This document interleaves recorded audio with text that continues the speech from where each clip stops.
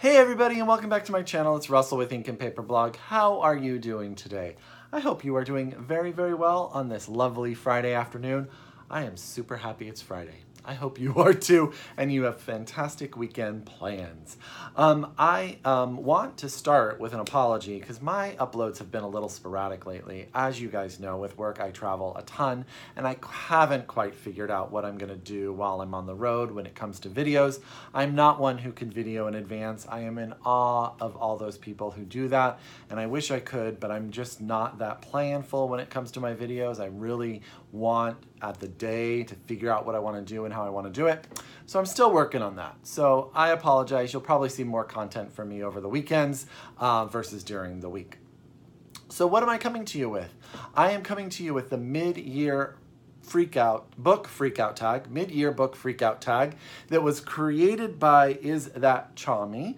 I will link her video down below, and I was nicely enough tagged by 3 of my friends, Richard over at Richard Reads, Chris at Chris's Bookish Cauldrons, and Emily at Possibly Literate.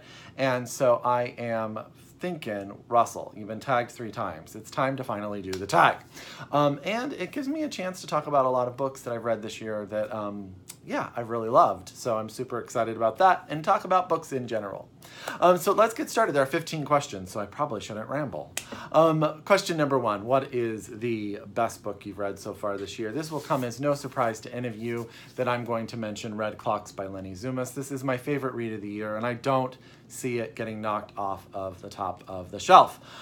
This is a story set very in the near future where different fertility laws have gone into place. Roe versus Wade has been overturned. We follow 5 different women, 4 of them in the modern time, where we see how these new laws are affecting them.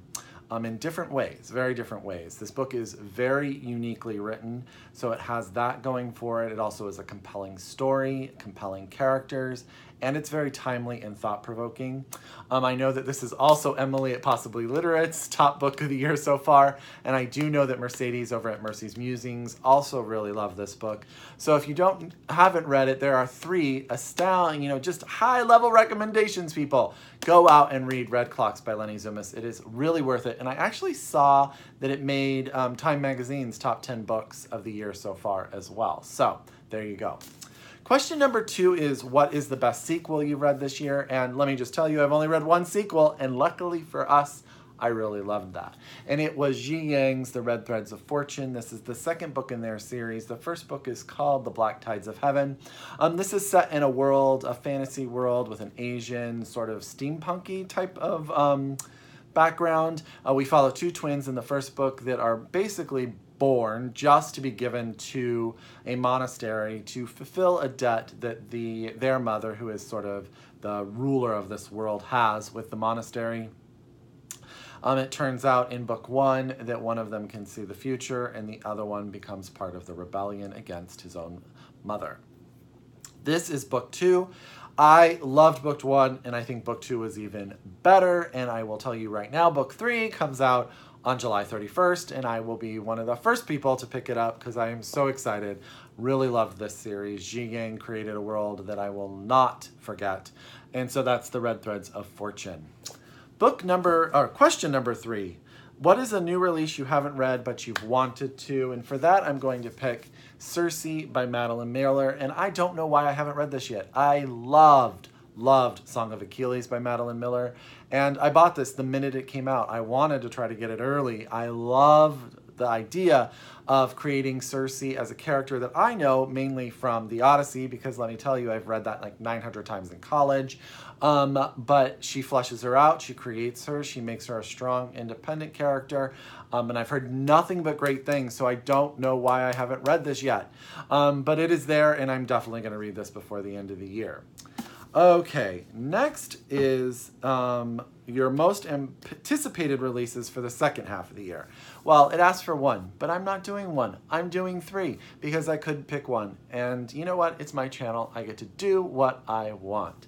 So I'm going to actually read you the backs of these because I want to make sure that they wind up on your TBRs as well, and I don't want to miss anything.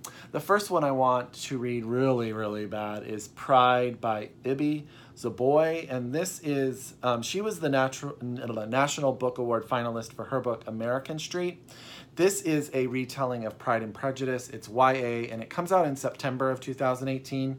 Basically says, Zuri Benitez has pride, Brooklyn pride, family pride, and pride in her Afro-Latino roots. So when the wealthy Darcy family moves in across the street, a sign that change is coming to her Bushwick neighborhood, Zuri wants nothing to do with her 2 teenage sons. But when her older sister, Janae, starts to fall for the charming Ansley Darcy, Zuri is forced to befriend the arrogant and judgmental Darius. As their summer unfolds, Zuri and Darius find their initial dislike shifting into something neither one expected, the electrifying understanding that they may not be that different at all. I will tell you right now that this book was a hot commodity at Book Expo in 2018. She was signing them. I was too late to get to that line by minutes. And then on top of that, I had to wait in line for an hour to get this copy. So I am super excited about that. The next book I told you guys about in my book, Buzz Books from Book Expo America. It was one of the top 6 books for adults that they were excited about. And this is out by Grey Wolf Press, and it's called She Would Be King by Wayutu Moore. And this book sounds fantastic. This is the story of a young girl of Liberian descent. I want to make sure. So let me just read it again. So the author reimagines the dramatic story of the formation of Liberia through the eyes of 3 unforgettable characters. Bessa, exiled on suspicion of being a witch from the West African village of Lai, is bitten by a viper and left for dead, but miraculously survives. June Day, raised on a plantation in Virginia, hides his unusual strength until a confrontation with the overseers forces him to flee.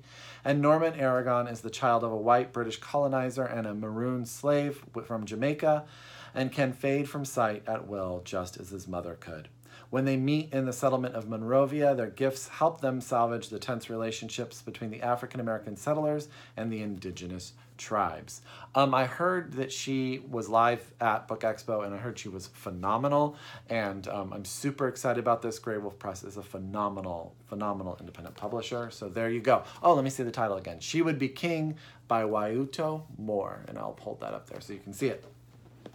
The next book actually was out already in the UK, and it won the Man Booker International Prize this year, and that is Flight by Olga Takaru. I can't say that last name, so I'm going to hold it up there. She's Polish, and this is translated by Jennifer Croft, who I am actually friends with on Facebook, and I don't know why, but I'm so glad that we became Facebook friends because she's fantastic.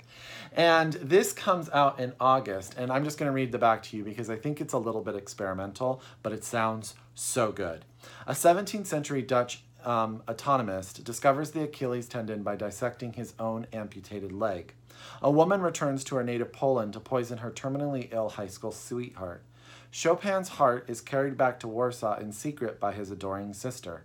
A young man descends into madness when his wife and child mysteriously vanish during a vacation and just as suddenly reappear.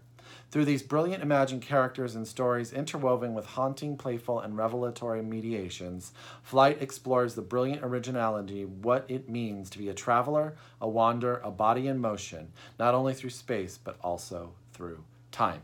So I am super excited. I think this American cover is phenomenal. So that's Flights by Olga, and I'll hold that last name up there for you. And again, this is out in August. So yeah, I'm super excited about that.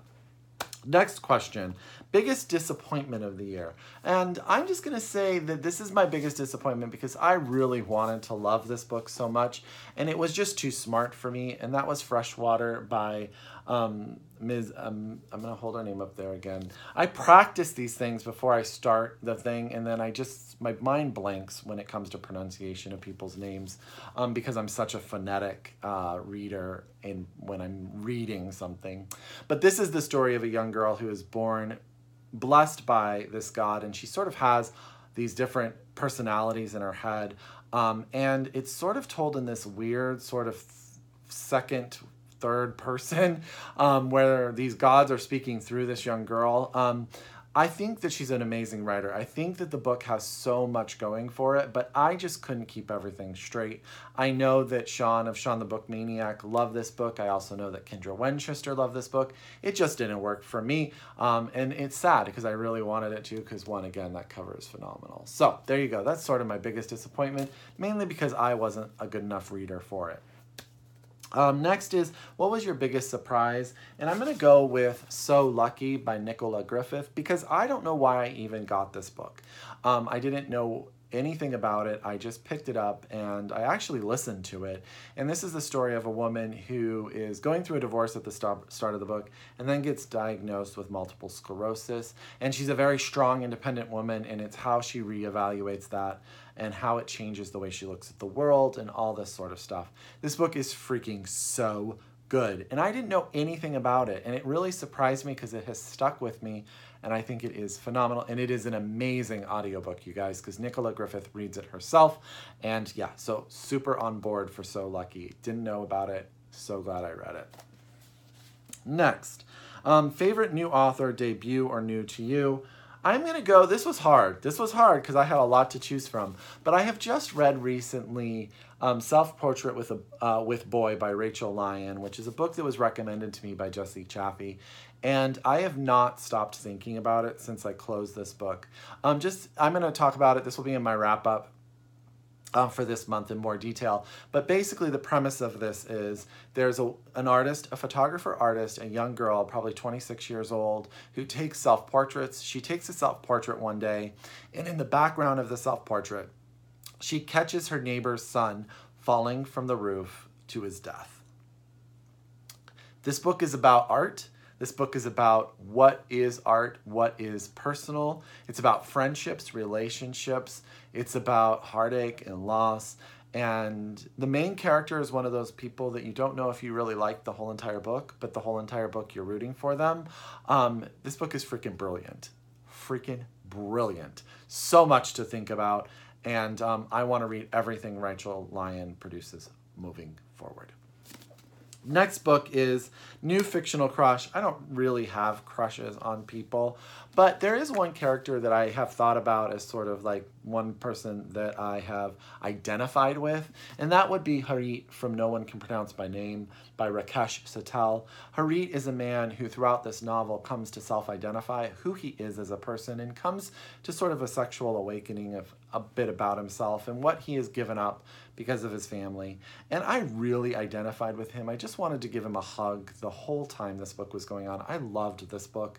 And he's one of those characters that I think I would be friends with and help each other become better people. That's the answer for that one. Newest favorite character. And with that, I'm going to go with someone that just made me smile, and that is Norbert from The Reluctant Fortune Teller by Kiza Frost. Norbert is an older gentleman, retired, who is sort of conned into becoming a fortune teller by reading decks of cards by 3 older women that live in his community. And he has a really good heart. He wants to help people, but he always has this sense of maybe he's doing bad when he's trying to do good. This book is charming. This is one of my summer reads. If you guys are looking for just something really good to read on the beach, highly recommend that you pick up The Reluctant Fortune Teller by Kiza Frost. I really enjoyed it, and I will never forget Norbert. He is just really endearing and sweet. Sweet, there you go. The next question is, book that made you cry. There were a couple that could have made this list, but I will say, and this will again be in my wrap-up for June, The Great Believers by Rebecca Mackay. I just finished this book while I was in Cleveland on my way back on the plane, sobbing my eyes out. This is the story in 2 parts. It's about the AIDS epidemic in 1980s Chicago, and it is also about a mother searching for her adult daughter in 2015 Paris. All of that connects together, but it's about friendship. It's about how the AIDS crisis, so many people were lost. Rebecca does an amazing amount of research. She creates an amazing sense of this space, and you really connect to people, but you know what's going on. And the last section of this book had me bawling on the plane. So highly recommend it. If you are a fan of A Little Life, if you are a fan of Krista Dora, highly recommend this book for you. You won't be disappointed. Okay.